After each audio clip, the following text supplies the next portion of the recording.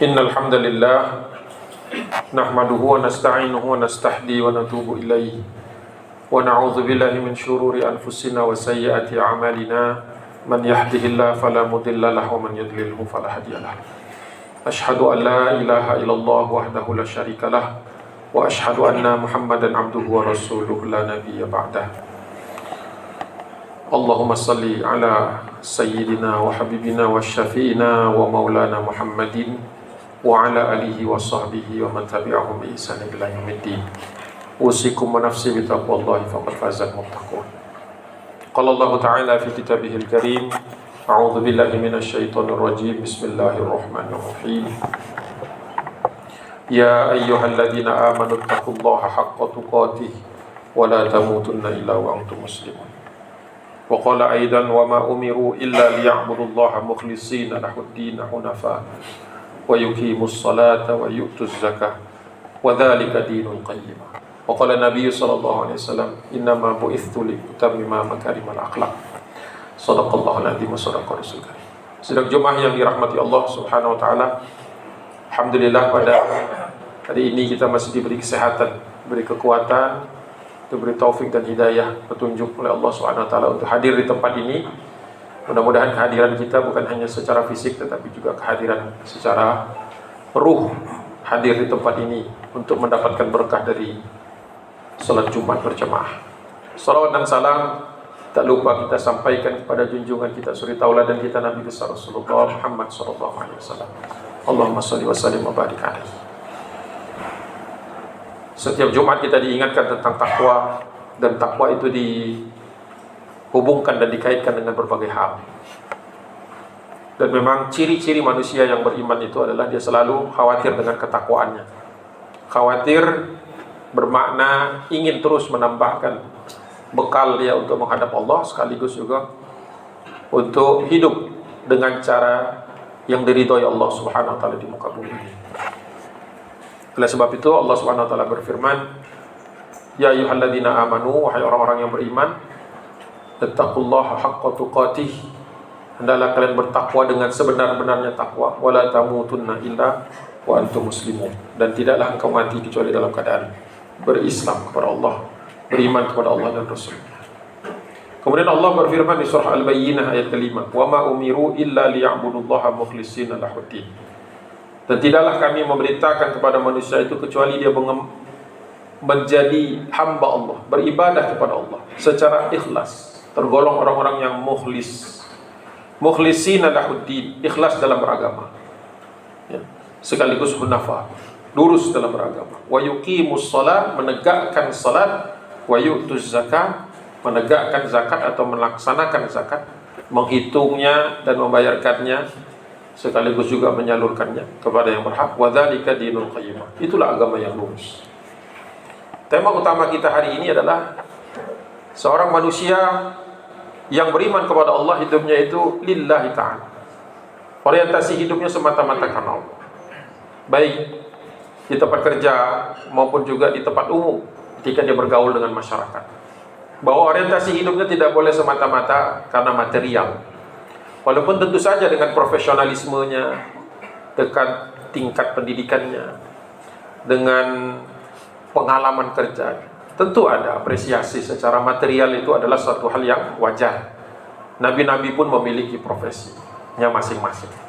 Kita mengenal bahwa Nabi Muhammad SAW adalah pedagang, tapi Rasulullah tidak pernah mencampur adukan antara dagangannya dengan dakwahnya. Juga kita, ketika kita bekerja, profesional, ihsan di dalam terminologi yang kita kenal. Tetapi pada saat yang sama jangan sampai hitung-hitungan material itu hanya menjadi satu-satunya tolak ukur. Hendaklah kita ketika mengerjakannya sadar sesadar-sadarnya bahwa balasan yang terbaik, balasan yang paling bagus, dan balasan yang paling kekal adalah balasan dari Allah Subhanahu wa taala.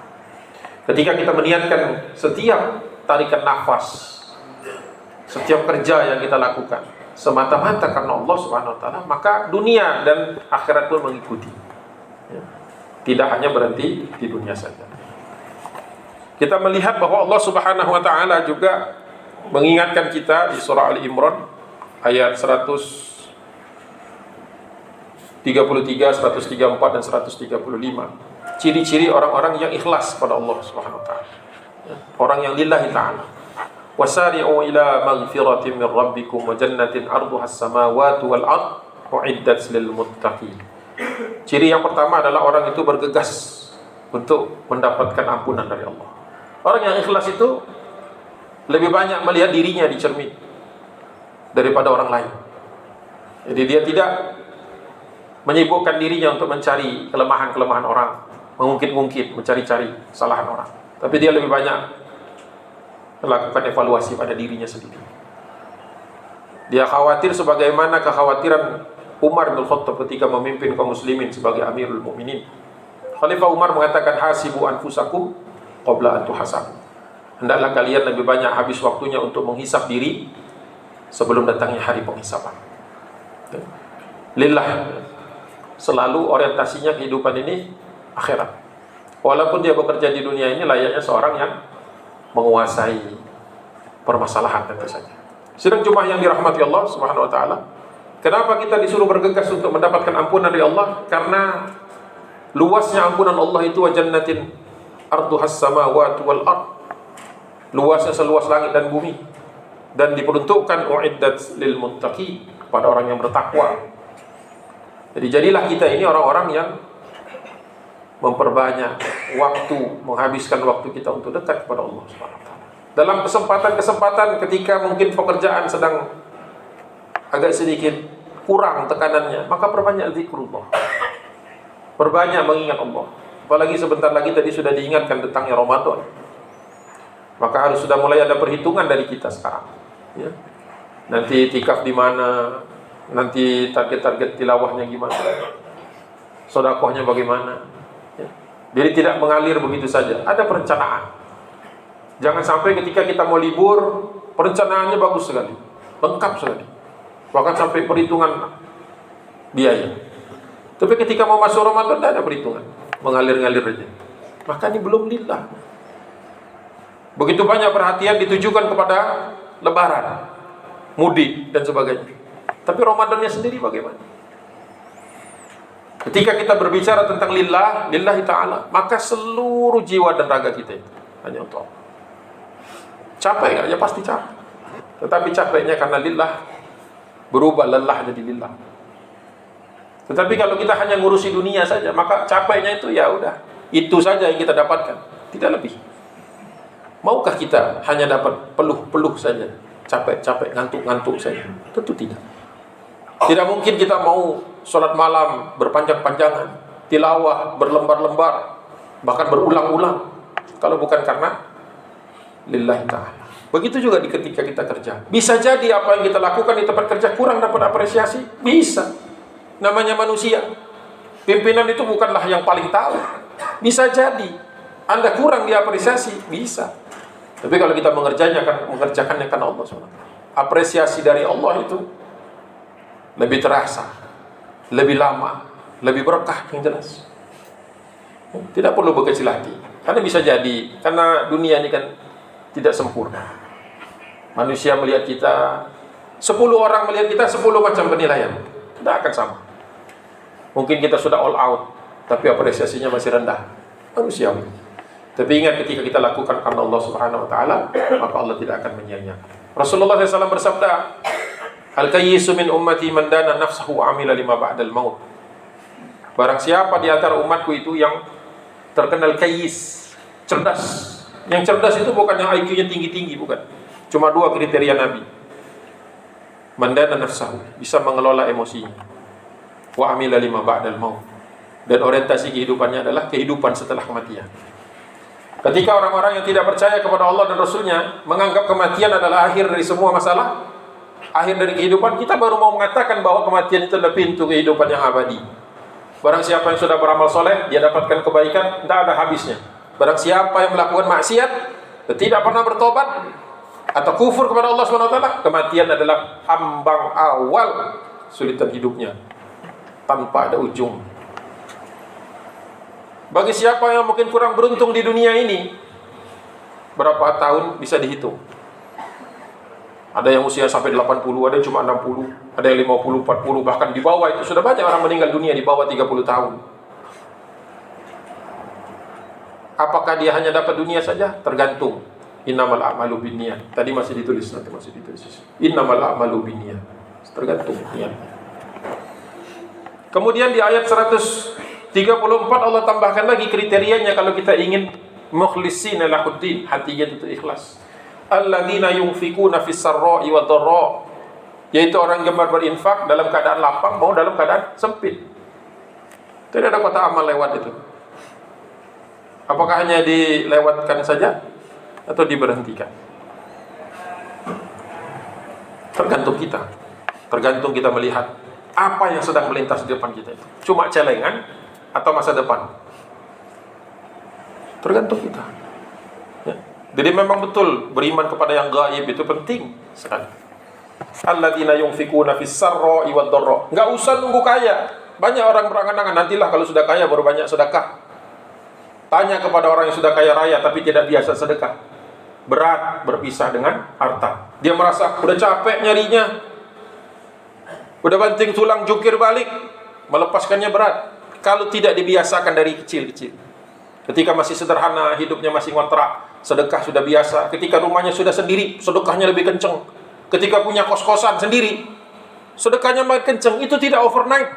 Tidak semalam tiba-tiba orang jadi mukhlishina lahuddin. Prosesnya bukan satu malam, perlu persiapan. Sidang Jumat yang dirahmati Allah. Yang berikutnya wal kadhiminal ghaidha. Orang mukhlishina lahuddin, orang yang ikhlas lillahi ta'ala itu adalah apa? Biasa nahan marah. Kontrol diri. Kontrol diri. Kita mengatakan, waduh, kalau saya dizalimi bagaimana? Ada dua pilihan. Kata Nabi SAW, kalau kau bisa mengambil hakmu yang terampas, ambil. Tetapi kalau kau tidak mampu, jangan lupa. Masih ada akhirat. Masih ada pengadilan. Masih ada mahkamah Allah Subhanahu Wa Ta'ala. Yang gak bakal lolos siapapun di dunia ini. Kalau sekarang kita punya masalah hukum, bisa jadi orang yang bersalah itu lolos. Karena mungkin dia punya hubungan yang kuat, menguasai dunia, semua bisa dibelok-belokkan.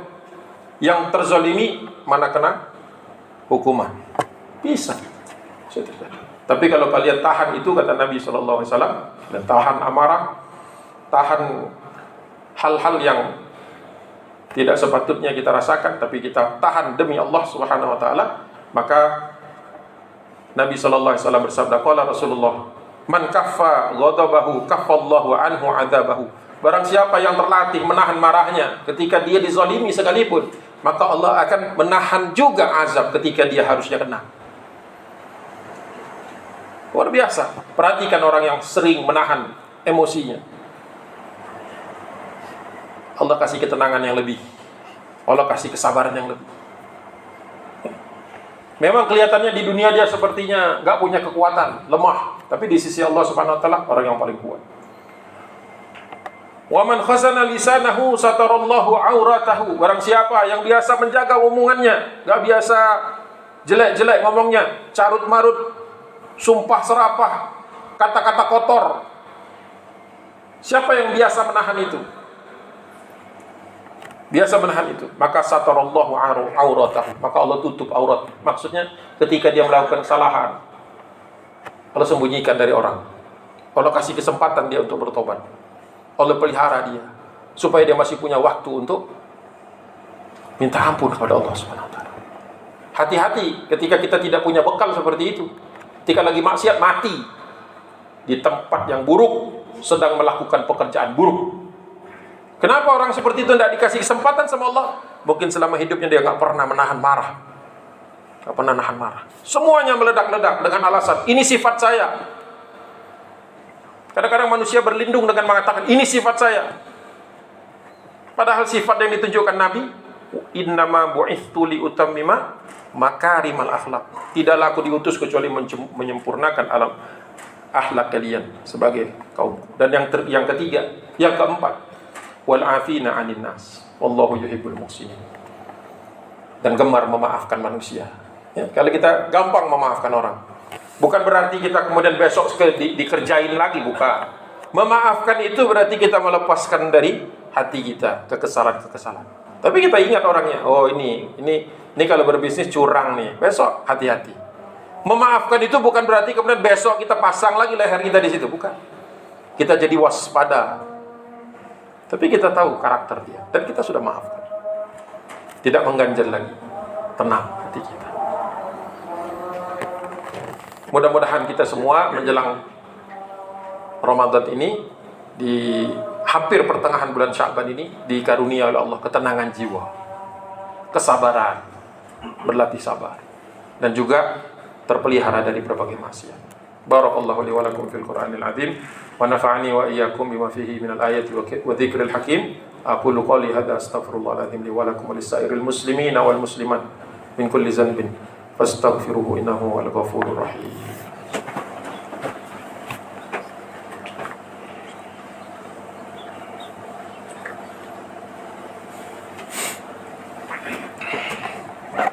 Alhamdulillah wassalatu wassalamu ala Rasulillah wa ala alihi wa ashabihi wa mawalah.